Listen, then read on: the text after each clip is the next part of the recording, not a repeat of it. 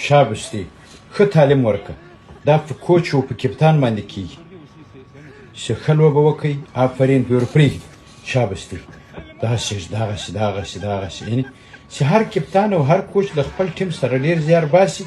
بیا هغه خلک کار باسي که په دې کې یو نیم کلاړي خدای مکه کمزورتیا ښکاره کوي هغه د کپتان او د کوچ کار ده باید چې هغه بیا کنټرول کړي نو که امکان لري چې دا لوبه تاسې وګټئ چې لږ همت وکړئ کوشش آفرین شاباس بس ورسولی دی د ګول آفرین کوشش وکړه آی ته باسې خو لږ به دې تر دا خطه وراړوله زمۍ دې څه ورسه دغه ده شپرین منډه ورکه به د منډو یې کور ته ورسوه شپرینه زوی دې مړ شه دا دومره انسانان دې له کاره ایستلي دي لوبه هم نشي ګټلی تکلیف هم خلکو ته برناکه جوړ کړي ټینشنونه خلکو کاروبار درته پرېښی چې ودر لوبه د دې وطن په سطحه ده آفرین شپرینه